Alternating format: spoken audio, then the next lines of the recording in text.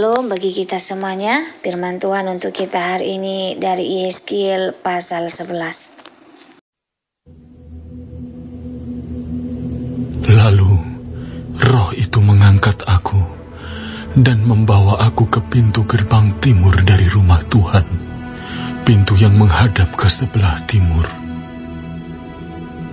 Lihat, di dalam pintu gerbang itu ada 25 orang. Dan di antara mereka, kulihat Yaasanya bin Azur dan Pelaca bin Benaya, yaitu pemimpin-pemimpin bangsa. Firman-Nya kepadaku, "Hai anak manusia, inilah orang-orang yang merancang kedurjanaan dan menaburkan nasihat jahat di kota ini, yang mengatakan, bukankah belum lama berselang rumah-rumah kita dibangun kembali? Kota inilah periuk dan kita dagingnya. Oleh sebab itu, bernubuatlah melawan mereka. Bernubuatlah, hai anak manusia." Maka roh Tuhan meliputi aku, dan Tuhan berfirman kepadaku, "Katakanlah, beginilah firman Tuhan. Kamu berkata-kata begini, hai kaum Israel, dan aku tahu apa yang timbul dalam hatimu. Orang-orang yang kamu bunuh di kota ini bertambah banyak, dan kamu penuhi jalan-jalannya dengan mereka. Oleh sebab itu, beginilah firman Tuhan Allah. Orang-orang yang kamu bunuh di kota ini, merekalah dagingnya, dan kota inilah periuk. Tetapi kamu akan kugiring keluar dari dalamnya. Kamu takut kepada pedang, tetapi aku akan mendatangkan pedang atasmu. Demikianlah firman Tuhan Allah. Aku akan menggiring kamu keluar dari dalamnya dan menyerahkan kamu di tangan orang-orang asing dan menjatuhkan hukuman-hukuman kepadamu. Kamu akan berbahan karena pedang, dan di tanah Israel aku akan menghukum kamu. Dan kamu akan mengetahui bahwa akulah Tuhan. Kota ini tidak akan menjadi periuk bagimu, ataupun kamu seakan-akan daging di dalamnya. Di tanah Israel aku akan menghukum kamu. Dan kamu akan mengetahui bahwa akulah Tuhan, karena kelakuanmu tidak selaras dengan ketetapan-ketetapanku, dan peraturan-peraturanku tidak kamu lakukan. Bahkan engkau melakukan peraturan-peraturan bangsa-bangsa yang di sekitarmu.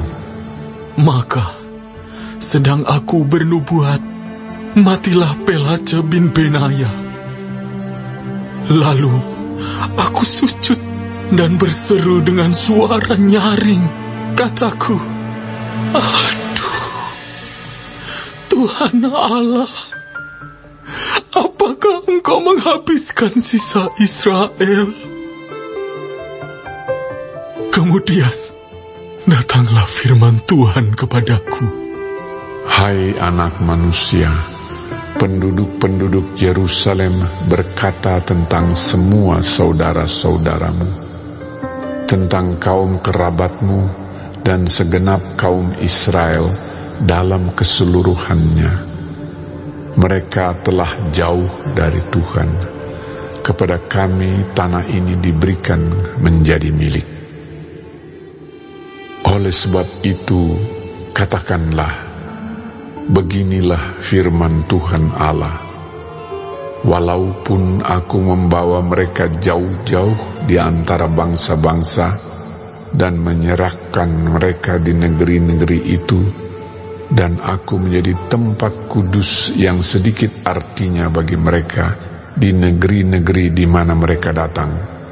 Oleh sebab itu katakanlah, beginilah firman Tuhan Allah, Aku akan menghimpunkan kamu dari bangsa-bangsa dan mengumpulkan kamu dari negeri-negeri di mana kamu berserak, dan Aku akan memberikan kamu tanah Israel. Maka sesudah mereka datang di sana, mereka akan menjauhkan segala dewa-dewanya yang menjijikkan dan segala perbuatan-perbuatan yang keji dari tanah itu. Aku akan memberikan mereka hati yang lain dan roh yang baru di dalam batin mereka. Juga Aku akan menjauhkan dari tubuh mereka hati yang keras dan memberikan mereka hati yang taat, supaya mereka hidup menurut segala ketetapan-Ku dan peraturan-peraturan-Ku dengan setia. Maka mereka akan menjadi umat-Ku dan Aku akan menjadi Allah mereka. Mengenai mereka yang hatinya berpaut pada dewa-dewanya yang menjijikkan dan pada perbuatan-perbuatannya yang keji, Aku akan menimpakan kelakuan mereka atas kepalanya sendiri. Demikianlah firman Tuhan Allah. Maka kerub-kerub itu mengangkat sayap mereka, dan roda-rodanya bergerak bersama-sama dengan mereka. Sedang kemuliaan Allah Israel berada di atas mereka. Lalu kemuliaan Tuhan naik ke atas dari tengah-tengah kota dan hinggap di atas gunung yang di sebelah timur kota. Dan roh itu mengangkat aku dan membawa aku kembali di dalam penglihatan yang dari roh Allah ke negeri Kasdim kepada para buangan. Lalu menghilanglah penglihatan yang kulihat itu daripadaku, dan aku sampaikan kepada para buangan itu segala sesuatu yang diperlihatkan Tuhan kepadaku. Terima kasih telah mendengarkan audio Alkitab untuk hari ini. Kita buat judul renungan untuk hari ini, hati yang baru dan roh yang baru. Saudaraku yang dikasihi Tuhan, dalam perjalanan hidup ini kita sering melihat bagaimana manusia dapat tersesat karena hikmatnya sendiri. Seperti bangsa Israel pada zaman Yeskiel, mereka mengandalkan pemikiran mereka sendiri, merancang kedurjanaan dan menabur nasihat jahat. Mereka berpikir bahwa mereka aman seperti daging dalam periuk, tetapi Tuhan melihat hati mereka dan merancangkan penghukuman. Tuhan melihat kedegilan hati. Yeskiel 11 ayat 1-12. Dalam bagian ini Tuhan menyingkapkan bahwa para pemimpin Israel hidup dalam kejahatan yang menyesatkan bangsa dengan nasihat yang jahat. Mereka berpikir bahwa kota Yerusalem adalah perlindungan bagi mereka. Tetapi Tuhan menegaskan bahwa Dia akan menghukum mereka dan menyerahkan kepada mereka, bahwa Dia akan menghukum mereka dan menyerahkan mereka kepada bangsa asing. Ini mengingatkan kita bahwa Tuhan tidak hanya melihat tindakan kita, tetapi juga hati dan motivasi kita. Harapan dalam penghukuman.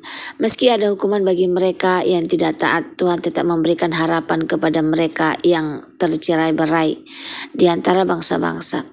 Dia berjanji untuk menghimpun mereka kembali dan memberikan mereka tanah Israel. Ini menunjukkan kasih setia Tuhan yang selalu menyediakan jalan pemulihan bagi mereka yang bertobat. Janji Tuhan, hati yang baru dan roh yang baru.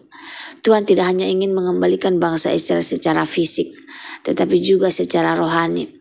Dia berjanji untuk memberikan mereka hati yang baru dan roh yang baru, menggantikan hati yang keras dengan hati yang taat. Hal ini mengajarkan kita bahwa perubahan sejati bukan hanya dari luar, tetapi juga dari dalam hati yang diperbaharui oleh Tuhan. aplikasi dalam kehidupan kita. Apakah kita masih mengandalkan hikmat sendiri dan menolak ketetapan Tuhan? Apakah hati kita masih keras terhadap firman-Nya? Atau kita bersedia menerima pembaruan dari Tuhan? Marilah kita meminta untuk memberikan kita hati yang baru dan roh yang baru, agar kita dapat hidup seturut dengan kehendak-Nya.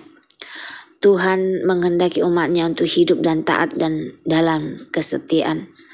Penghukuman mungkin terjadi karena dosa, tapi bagi mereka yang bertobat, janji pemulihan selalu ada. Mari kita datang kepada Tuhan, menyerahkan hidup kita sepenuhnya dan minta agar Dia membentuk hati kita menjadi taat kepadanya. Semoga firman Tuhan hari ini menjadi berkat bagi kita. Jika saudaraku merasa terberkati dengan firman Tuhan hari ini, boleh like, komen, dan subscribe, sehingga semakin banyak umat-umat Tuhan yang masih terberkati. Terima kasih, Tuhan memberkati.